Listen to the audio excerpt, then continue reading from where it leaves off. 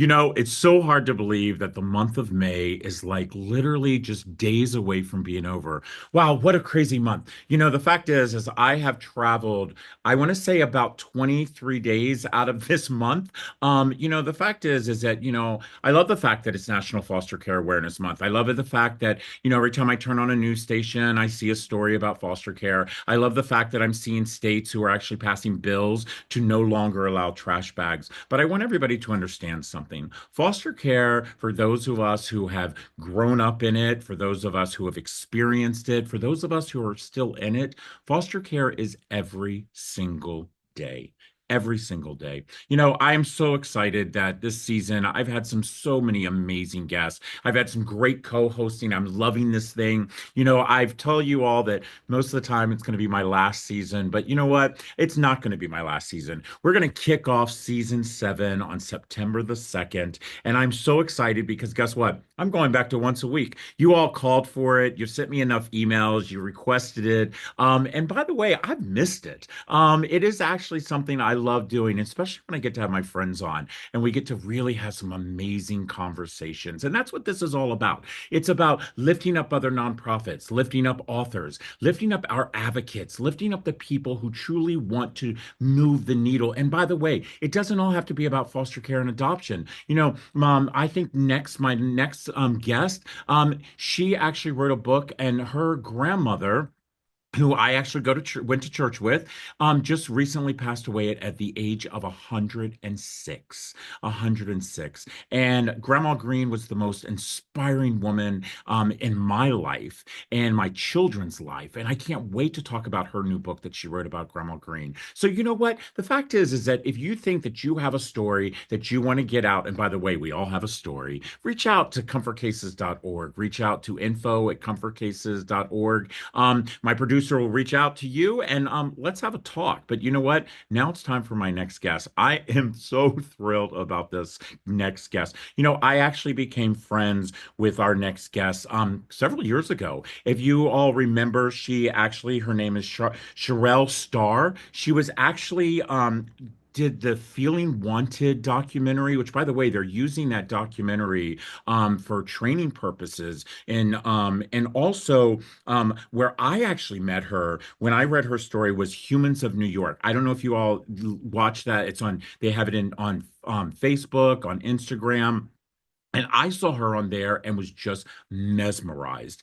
And I mean, this is, you want to talk about, you meet somebody that has a light shining off of them. This is exactly this person. And by the way, she raised over $140,000 with that when she was on Humans of New York. So she has a new book out. Finally, she has a book out. I'm so excited. This book was, oh my gosh. First of all, it was a quick read. I was really surprised. I actually read it while I was on a plane going from one coast to the next. It was a very quick read. It's a good read. Let me tell you something. Those who read my memoir, there's a lot of tears. But let me tell you something. There are tears here, but there are a lot of laughs. And that's something I took away from. So without further ado, I want to introduce you all to my friend again, who's been on our podcast, Charell Starr.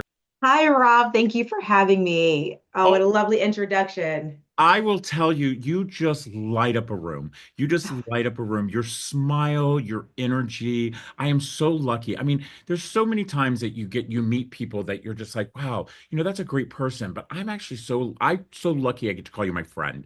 And when I saw that you were finally, and I know people have been knocking on you to write this book, that you were finally writing your book. What made you decide to take that step?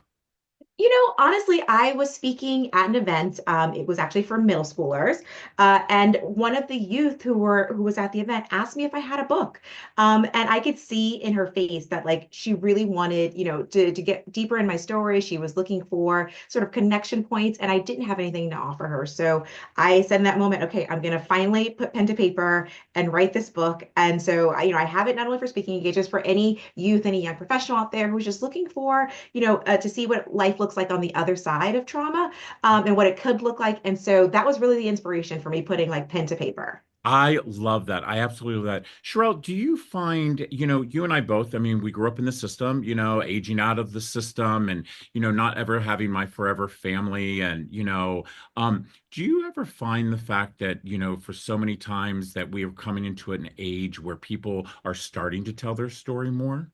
Yeah, yeah, no, I love this generation of youth, of advocates who are just open about telling their story. I think for all the bad things about social media, the fact that it's given people a platform to share their story, to connect with others who've gone through the same journey that they've gone, and it's been a huge boon for, I think, youth in care, youth who've aged out of care, advocates just to connect. It's been actually incredible, and I think people are more willing to tell their stories because they know there should be no shame behind it. Exactly, exactly. And for me, very much like I took out of your book as well. And by the way, everybody, it's called The Trash Bag Tales. You know how I feel about trash bags. It's called The Trash Bag Tales and Other Stories from an Accidentally Happy Life. And I have to tell you, there is a part in this book, and I actually highlighted it because I love this line. I'm going to read this line to everybody. Consider this memoir your backstage pass, complete with laughter, tears, and a few moments that will make you question whether I've been living in a comedy and a drama. I love that. But hey, who needs fiction when reality is this entertaining? Let me tell you something. When I opened up that book and I read that very first letter from the I was like, are you kidding me?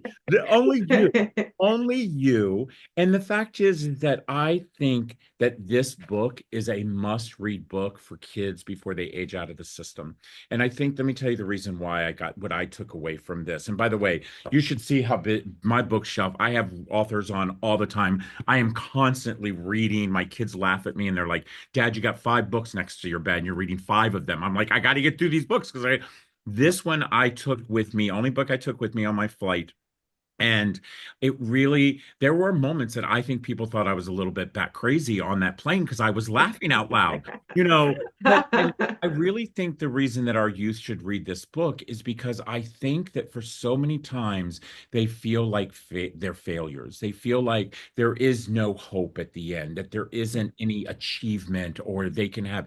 And here you are, someone, who's grown up in the system and has made such a success of yourself. You know, I think people need to read this more. Tell me, and so if people, those who don't remember when you were on our podcast before, give some people a little bit of background of your story. Yeah. So I had lived with my great grandmother, and that's my earliest memory. And I remember a social worker coming to our house, throwing my things in trash bag, and carrying me out of this only home that I had ever known from someone who I loved and felt loved. And she dropped me off in what I believe is my first foster home. And from there, I bounced around the system. I was in six different homes in six different years. Literally, starting school in the middle of school years, not missing a ton of school, people not taking me to school. And it was a very, very hard time where I experienced, physical abuse. I experienced sexual abuse, mental abuse while I was in care. I also had some really nice moments as well. And so, you have to balance all of that out. But care was really, really hard. And when I was reunified with my mom, because ended up being reunified with my mom, we had a very challenging sort of reunification because I had not lived with her. I really didn't know her very well. And I just sort of got dropped off there. And there was no therapy, there was no reconciliation, there was no sort of conversation about what this sort of next stage of my life could look like. And I was just sort of left to carry all this trauma and all this baggage by myself and figure it out. And so that journey of sort of being in care, being reunified, trying to figure out who I wanted to be in the world is really what I cover in this book. And like, there's a lots of stumbles, lots of falls in my story. But I think the fact that, I keep going and just keep trying to better myself, reinvent myself, figure out what I like about myself and about like this world. I think that's an inspiration. And I think that should be inspiring to other people to know you don't have to have all the answers. You don't have to have it all figured out. Sometimes we are the unlucky ones and we get, layered on with this baggage, but it doesn't mean you have to carry it for the rest of your life. Exactly, exactly. Where do you get your grit? I think I get my great grandmother. Even though I didn't live with her that long, I remember what it was like to feel loved. I remember what it was like to feel safe, and wanted. And like knowing that and having that within me just it gives me a drive to keep moving forward. And that's the life I wanted to build for myself.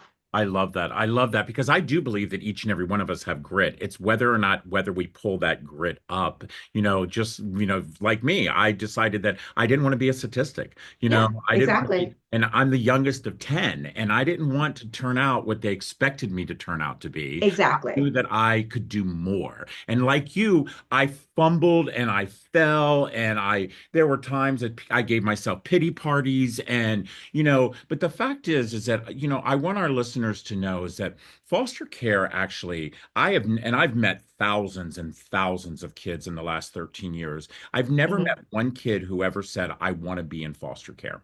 No, no, Never. and you never will. You never will. Yeah.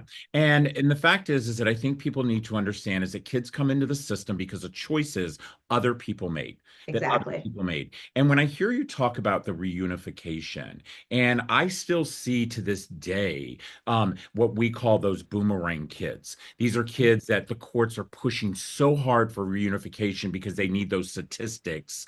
And they put kids back in situations that within 6 to 8 months, they're back within the system. But the sad part is they're back in the system with another stranger. Right. They're Right. back in the system Exactly. with another stranger, and I think that that point that we have already, first of all, when a child comes in the system, we've already failed. Right. We've already, 100%. yeah, we've already failed. If there were two things that you could change within our system, Charell, what would that be? If there was two things I could change, number one, this the sheer number of youth who end up in care. We penalize people for being poor a lot of times, and we just take their kids from them when other resources could help the family in that moment, not actually go through this crisis or this terrible situation. As you know, 75% of youth who end up in care end up because of what's deemed neglect. And a lot of that neglect sort of catch-all can be a parent lost a job, they live in a terrible place, and because they have a slumlord for a landlord, which I have a really funny story about, which will be in my next book. And just all these like terrible like moments, these like moments that we could just actually help these families I by providing additional resources, providing additional support. There's no reason to remove a youth in those situations. But obviously, there's 25% of these situations where like you do need to be removed. You should not remain in this household. And so figuring that out about actually providing families the resources when for the extremely large numbers of the population that's just being penalized for being poor. And then leaning in, obviously, for the youth who actually need it. Because we're wasting so many resources on youth who shouldn't be here in the first place. We Right, can't actually help youth who need to be here, who right. need to have, foster parents step in to take care of them, and look out for them and possibly adopt them if, they can't be reunified. And so I would say really actually looking at the numbers, leaning in and figuring out how we're going to like apply our resources so we can help kids actually not end up in the system if they don't need to be there and actually end up in a permanent home if they do need to be there. Yeah, I agree with you 100%. I mean, I've always wondered if why that we take children out of homes and stick them with strangers and pay those strangers when Hmm. actually, if we were to go into the family and foster the family, Yeah. stabilize the family, um, Yes.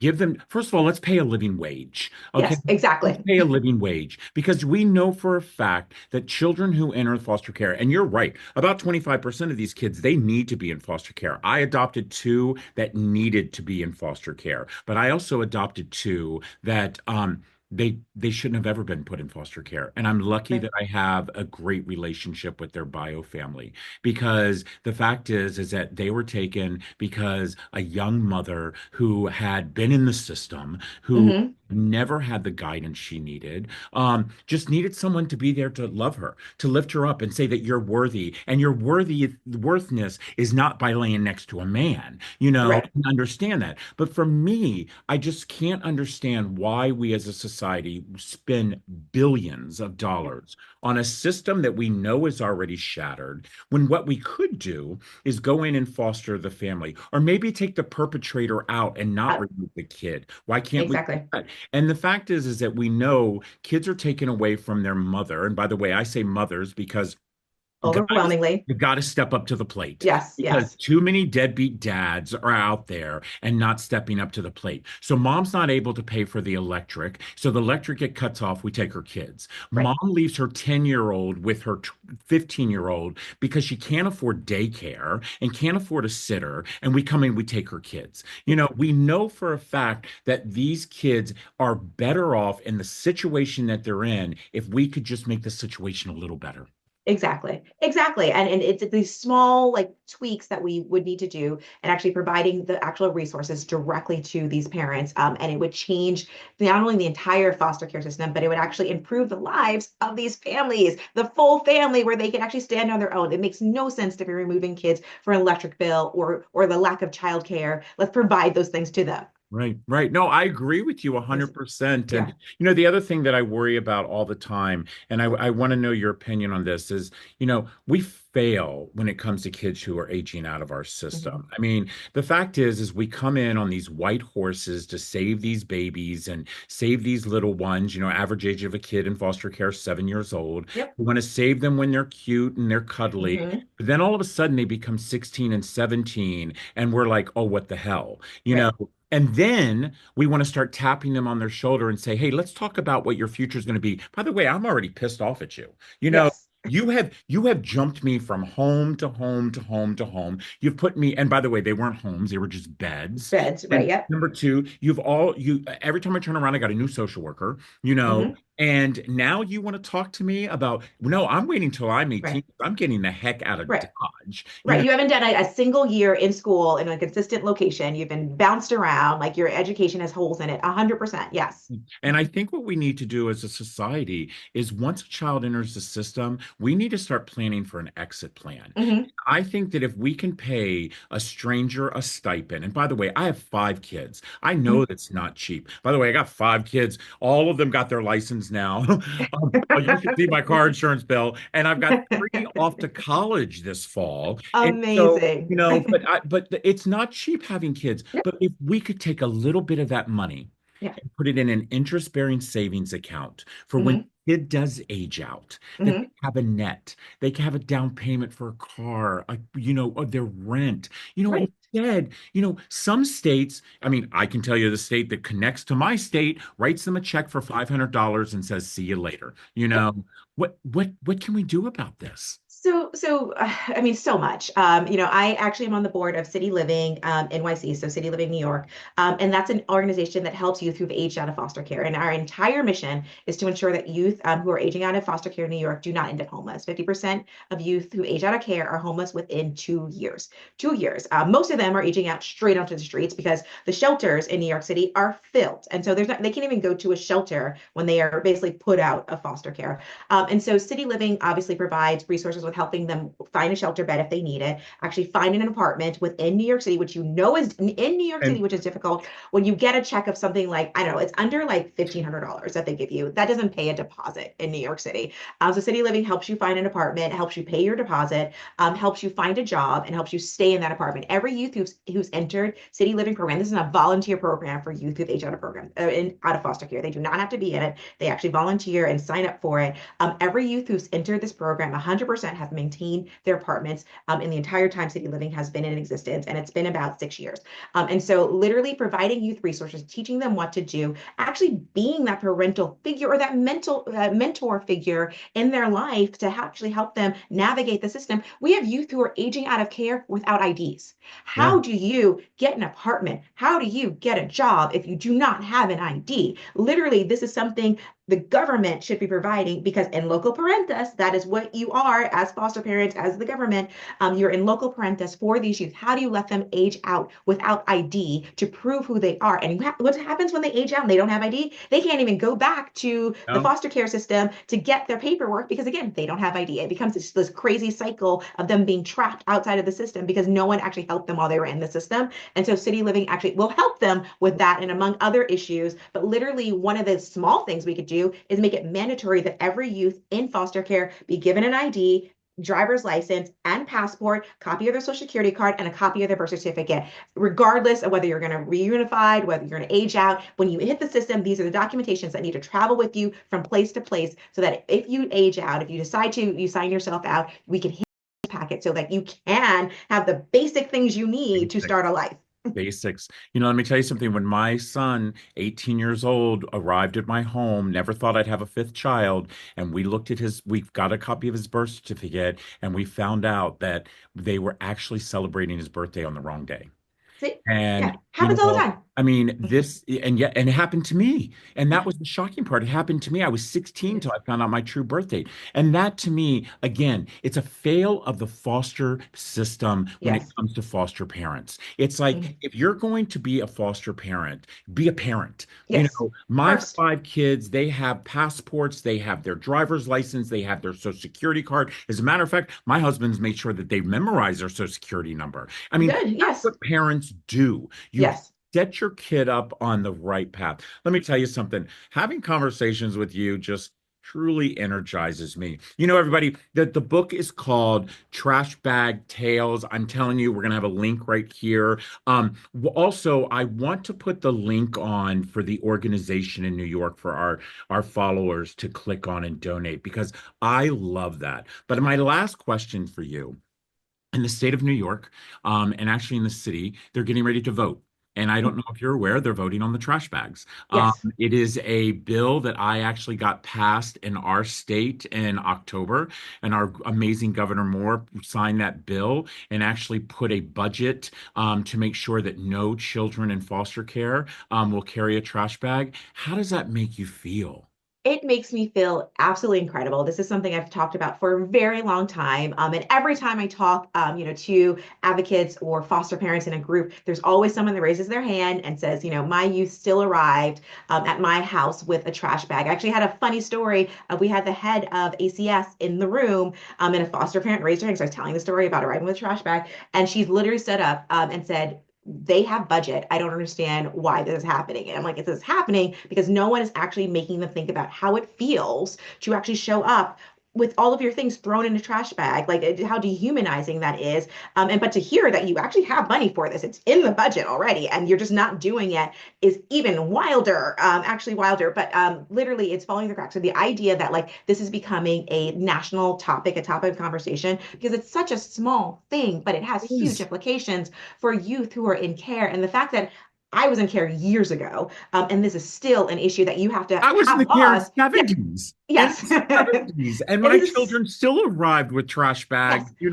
in 2000s. Right. So thank you so much for advocating for this. And, I think people just don't understand how big this really, really is in helping a youth who already has everything taken from them. Like in that moment when you are get taken from your home and you have your things thrown in trash bags, how absolutely dehumanizing, how low you feel in that moment. And the fact that like you are actively petitioning and advocating and passing laws to stop this is incredible. Yeah, and the fact is that we are seeing it like, just yesterday on the floor in Louisiana, they are debating it. And it's like, to me, there's no debate. There's no debate. And at least somebody showed up on your end. On my end, when I testified in the Judicial Committee in my state, they only wrote a letter and says it doesn't happen. But guess what? We did what you did. We brought people in who said, hey, by the way, my kids arrive with trash bags. Yes. And Yes. by the way, my kids also arrive with trash Right. bags. And they are Yeah. arriving with trash bags. But I want everybody to know something.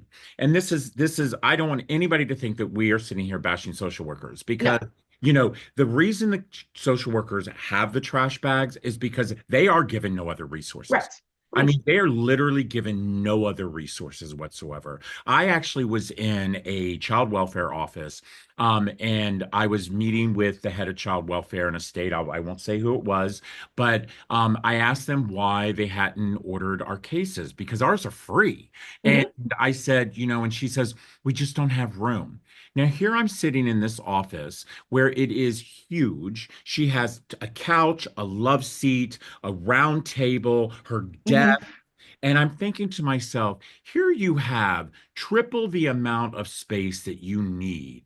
And you're Hmm. saying you don't have room to For a put couple of boxes. Yeah, for a couple of boxes, Right. essential items for children for when they enter the system, that they can let us know, hey, somebody cares about me. Yes. Somebody Yes. cares about me. You know, Yeah. ugh, let me tell you something. I just have to say thank you. Thank you for finally writing this amazing book. Everybody, you can click right here. Please, please, please order it. And do me a favor, after you order it for somebody else, because it is truly an amazing, amazing book. And by the way, big surprise, everybody. Season seven's coming up, and my amazing friend Charell is going to come back and she's going to co-host a episode with us because I'm going to tell you something. Probably the best podcast I've had this season, but it's been worth it because you, my friend, you're a star. You're a star, and Oh, I just thank can't thank you you. enough for shining so bright for so many of us who look at you and understand that. By the way, we don't have to be a statistic. We can take all of that battered, bruised trauma and turn this into brightness and really find our grit. And I love it that you found it from your great grandmother at that. You know what, Charell? Thank you for being a good human. Everybody, this is one more episode left of this season. It has been an amazing season. I am energized. I do actually, for the first time, can say I see light at the end of the tunnel. And I see that light because of amazing people like Charell who are shining that light so bright for us to all to draw towards it. So just remember, you have an opportunity to be a doer, to be a doer. And if we're not doing for our children, what's our purpose? Have a great day, everybody.